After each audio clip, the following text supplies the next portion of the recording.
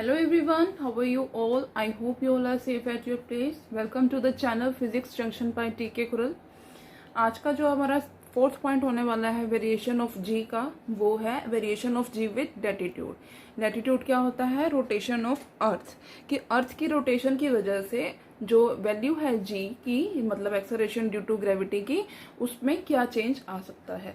तो हम स्टार्ट करते हैं। तो स्टार्ट करने से पहले हमें जो यहाँ पे वर्ड हमने लिखा है लैटिट्यूड, इसका मतलब क्या होता है हमें वो पता होना चाहिए, तभी हम इसको इजीली समझ सकते हैं। तो सबसे पहले देखते हैं कि लैटिट्यूड क्या होता है, हम पहले वो समझेंगे। तो सबसे पहले देखो, हमने सपोज कर लिया कि हमारे पास अर्थ की सरफेस है। क्या कहते हैं कि ये हमारे पास कौन सी लाइन्स होती हैं? ये है इक्वेटोरियल लाइन, ये है इक्वेटोरियल लाइन। ये है हमारे पास पोलर एक्सिस, ठीक है। ये है हमारे पास पोलर एक्सिस जो वर्टिकल है, और जो हॉरिजॉन्टल है वो है इक्वेटोरियल लाइन। तो यहाँ से हम क्या कह सकते हैं कि लैटिट्यूड को हम कैसे डिफाइन कर सकते हैं? जो हमें पता है कि जो अर्थ है वो सन के अराउंड रिवॉल्व करती है, ठीक है। जो अर्थ है वो सन के अराउंड रिवॉल्व करती है। तो हम ये लेके चल देते हैं कि हमारी अर्थ की सरफेस के ऊपर बहुत सारे, हमारी जो अर्थ की सरफेस है उसके ऊपर बहुत सारे पॉइंट्स प्रेजेंट है। हम ये लेके चलते हैं, अगर अर्थ की रोटेशन हो रही है तो इट मीन्स कि वो सारे पॉइंट्स भी मूव कर रहे हैं। अगर मूव कर रहे हैं सारे पॉइंट्स, इसका मतलब कि उसमें कोई ना कोई एंगल जरूर बनेगा। अगर हम सेंटर से बात करते हैं तो वही यहाँ पे हमने क्या देखना है कि अर्थ के सेंटर से लेके, ये है अर्थ का सेंटर, अर्थ के सेंटर से लेके हमने सपोज कर लिया कि कोई भी पॉइंट है, सपोज कर लिया हमने कि यहाँ पे कोई भी पॉइंट है, और हमने क्या किया है, अर्थ के सेंटर से लेके इस पॉइंट तक हमने एक लाइन ज्वाइन कर ली। अर्थ के सेंटर से लेके इस पॉइंट तक हमने एक लाइन ज्वाइन कर ली। तो वहाँ पे, अब यहाँ पे जहाँ पे हमने लाइन ज्वाइन की है, वहाँ से लेके और इक्वेटोरियल लाइन है, वहाँ पे क्या बन रहा है, एक एंगल, जिसको हमने नाम दे दिया लैम्डा। और ये जो लैम्डा एंगल है इसको हम बोलेंगे लैटिट्यूड। ये क्या है? लैटिट्यूड। और ये जो प्लेन है हमारे पास, जो हमारे पास प्लेन बना हुआ है, बेसिकली ये प्लेन क्या है हमारे पास, किसके पैरेलल है? इक्वेटोरियल लाइन के। इक्वेटोरियल लाइन के पैरेलल है, इट मीन्स कि ये हमारे पास क्या है? इक्वेटोरियल प्लेन है। ये प्लेन कौन सा है हमारे पास? इक्वेटोरियल प्लेन है। तो यहाँ पे जो एंगल बनेगा इस पॉइंट से लेके अर्थ के सेंटर तक, जो लाइन ज्वाइनिंग हमारी बनेगी, वहां पे जो एंगल बनेगा उसको हम बोलेंगे लैटिट्यूड की डेफिनेशन। सो अब हम अपनी कंसिडरेशन लेके चलेंगे। हमने ये कंसिडर कर लिया कि हम सपोज कर लेते हैं कि हमारा जो अर्थ है वो एक परफेक्ट स्फीयर है। वैसे तो परफेक्ट स्फीयर नहीं है, बट अपनी जो कैलकुलेशन है उसको इजी करने के लिए हमने ये कंसिडर कर लिया कि हमारे पास जो हमारा अर्थ है वो एक परफेक्ट स्फीयर है, जिसका मास है कैपिटल M, रेडियस है कैपिटल R, और इसका जो सेंटर है वो O पे है। और जो पूरा का पूरा मास है वो सारा का सारा अर्थ के सेंटर पे कंसंट्रेट होता है, और पूरा का पूरा मास अर्थ के सेंटर पे कंसंट्रेट होता है।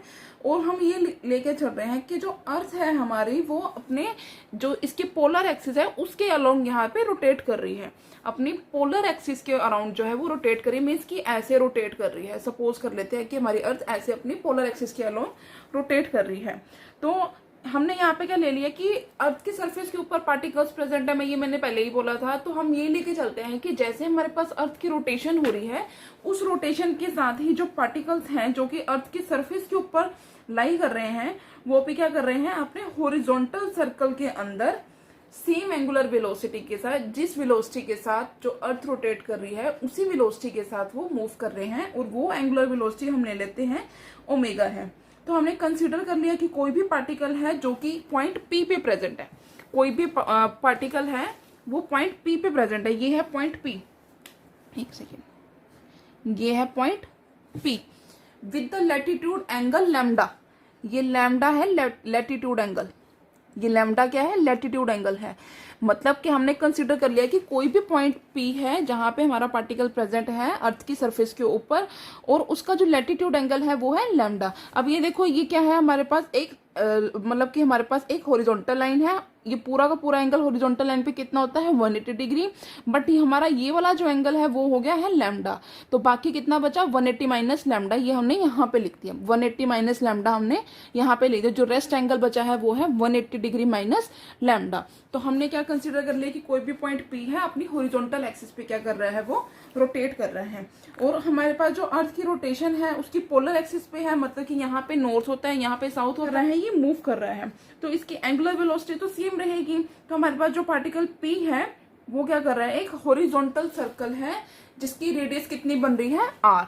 C पॉइंट से लेके, एक सेकेंड, ये है C पॉइंट से लेके P पॉइंट तक का जो डिस्टेंस होगा, इतना डिस्टेंस, मतलब कि यहाँ P पॉइंट से लेके C तक का जो हमारे पास रेडियस बनेगी इस हॉरिजॉन्टल प्लेन की, इस हॉरिजॉन्टल या इक्वेटोरियल प्लेन भी बोल सकते हो आप इसको, इस प्लेन की जो भी हमारे पास रेडियस बनेगी वो होगी स्मॉल r।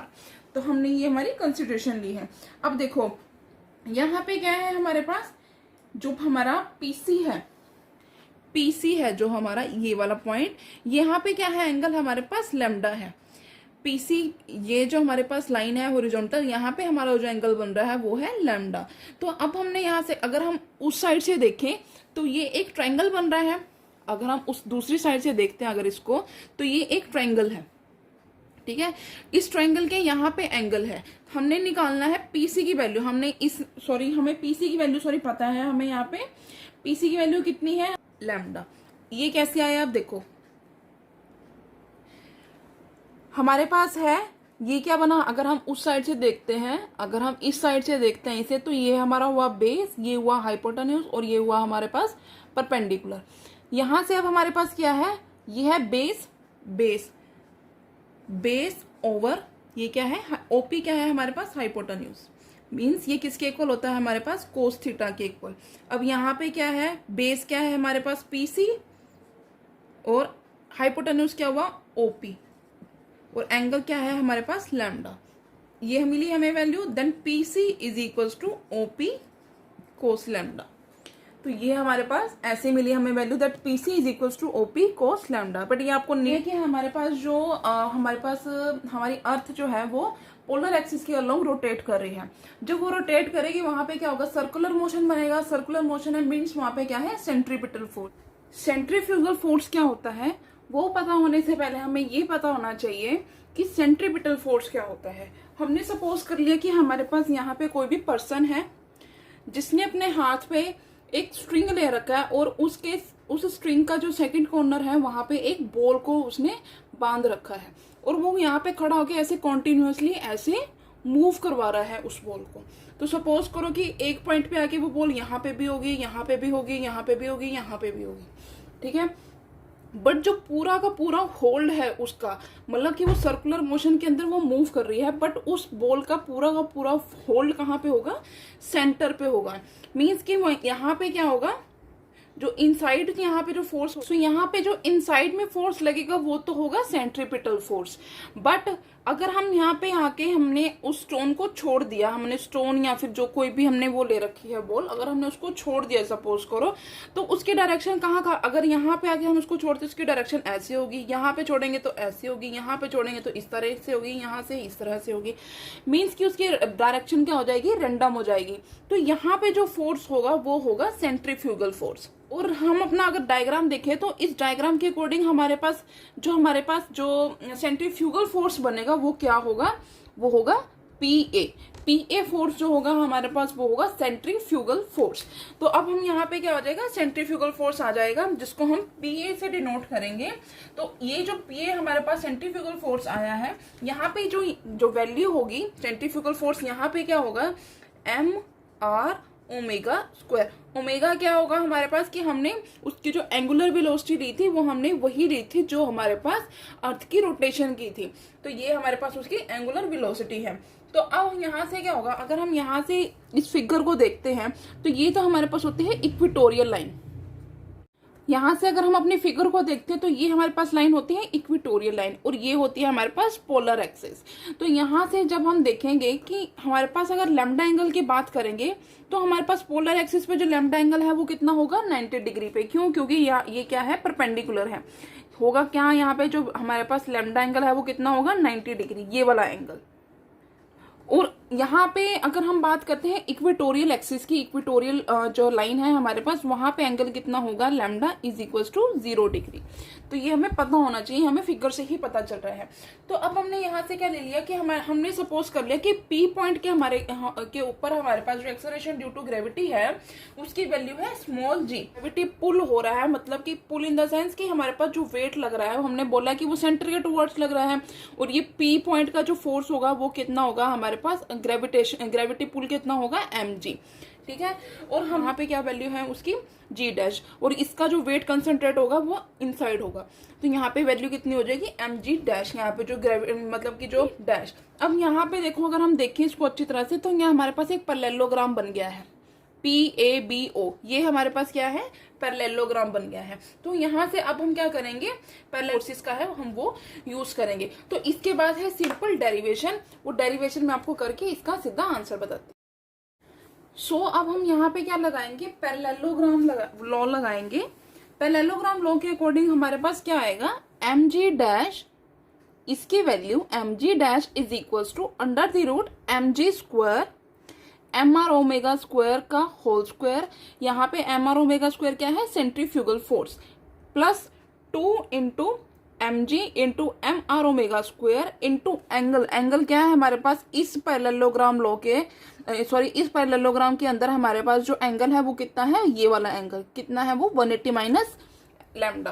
तो यहाँ पे हमने क्या किया है, m को, यहाँ पे बाहर m है, यहाँ पे अंदर क्या है, mg, m का स्क्वायर, यहाँ पे भी m का स्क्वायर है, यहाँ पे m इंटू m स्क्वायर बन जाएगा। जब वो स्क्वायर रूट से बाहर आएगा तो वो m रह जाएगा। तो यहाँ से क्या हुआ, अब हमारे पास m से m कैंसिल हो गया, अंदर जो बची है टर्म्स हमने वो सारी एज इट इज लिख ली। और यहाँ पे क्या हो गया, cos 180 minus theta is equal to minus cos theta. तो यहाँ पे क्या बचेगा हमारे पास, माइनस इसका आगे आ गया, तो यहाँ पे बचा कोस लैम्डा। उसके बाद हमने इसको क्या किया है, फर्दर सिंप्लीफाई किया है, और यहाँ पे हमने जो आर स्क्वायर है, यहाँ पे आर स्क्वायर की जगह पे हमने आर की वैल्यू डाली है। आर की वैल्यू हमारे पास क्या थी, R is equal to capital R cos lambda. पे आर की वैल्यू सब्स्टिट्यूट की है, यहाँ पे भी आर की वैल्यू सब्स्टिट्यूट की है, और इसको हमने एज इट इज लिखा है। उसके बाद हमने यहाँ से क्या किया है, देखो यहाँ पे जी स्क्वायर है, यहाँ पे क्या है, जी स्क्वायर। हमने यहाँ से जी स्क्वायर की वैल्यू को बाहर लिया है, जब हम इसको स्क्वायर रूट से बाहर लेंगे तो ये पावर 1 में कन्वर्ट हो जाएगा। और अंदर यहाँ पे क्या था, यहाँ पे जी था नहीं, तो हमने यहाँ पे क्या किया, जी स्क्वायर से यहाँ पे डिवाइड कर दिया, और यहाँ पे एक जी था तो एक जी से हमने डिवाइड कर दिया इक्वेशन को बैलेंस आउट करने के लिए। अब हमें क्या पता है कि जो अर्थ की रेडियस है उसकी वैल्यू कितनी है, 6.4 इंटू 10⁻6 मीटर, यहाँ पे 6400 किलोमीटर। ग्रेविटी की वैल्यू हमें पता है, ओमेगा की वैल्यू हमें पता है। तो हमने यहाँ पे क्या किया कि हमने ये वाले सब्स्टिट्यूट करेंगे, हमने इसको उठाया आर ओमेगा स्क्वायर ओवर जी, हमने इसके अंदर क्या की है, आर की वैल्यू डाली है, ओमेगा की वैल्यू डाली है, और जी की वैल्यू डाली है। हम ये यहाँ पे ओवर टी है, नीचे ओवर टी हमें दे रखा है। ओवर टी का मतलब क्या है, हमारे पास टाइम है, टाइम को हमने क्या किया है, सेकंड्स में चेंज करना है। मीन्स 24 इंटू 60 किस में चेंज हो जाएगा, सेकंड्स में चेंज हो जाएगा। तो हमने यहाँ पे सिंपली वैल्यूज को सब्स्टिट्यूट किया, और इनको सोल्व करने के बाद हमें आंसर मिला है 1/289। मीन्स कि ये वैल्यू है 1 के ओवर में, 1 के ओवर में मतलब कि इसके अपोन में वैल्यू है, डिवाइड में, और वैल्यू क्या है 289, मीन्स काफी ज्यादा है एज कम्पेयर टू 1। तो इसकी जो डिवाइड करके हमें आंसर मिलेगा वो बहुत ही ज्यादा छोटा होगा। इसलिए हम क्या करेंगे, जो आर ओमेगा स्क्वायर ओवर जी है, इसकी स्क्वायर पावर या फिर इसकी जितनी भी हायर ऑर्डर टर्म्स है, हम उसको सबको नेग्लेक्ट कर देंगे। तो अब हमारे पास रेस्ट क्या बचेगा, हम वो देखते हैं। जो रेस्ट टर्म बची है वो ये वाली है। अब इसमें हमारे पास क्या है कि हमने इसको एक्सपेंड करना है बाइनोमियली। बाइनोमियली जब हम एक्सपेंड करते हैं, जो ये पावर होती है ये आगे आ जाती है, 1 माइनस पावर और बाकी टर्म एज इट इज। तो हमने यहाँ पे क्या किया है, पावर को आगे लेके आए, यानी कि 1/2। न्यूमिनेटर में भी 2 है, डिनोमिनेटर में भी 2 है, 2 से 2 कैंसिल, जो हमारे पास बाकी टर्म बची वो ये है।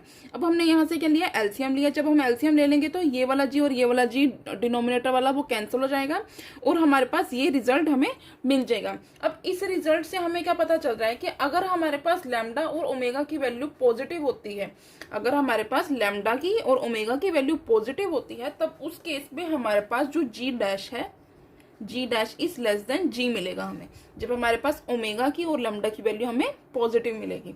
तो अब हम यहाँ से क्या क्लियरली कह सकते हैं, इस इक्वेशन से हमें ये पता चल रहा है कि जो हमारे पास अर्थ की जो एक्सेलरेशन ड्यू टू ग्रेविटी है वो डिक्रीज हो जाती है अर्थ की रोटेशन के साथ।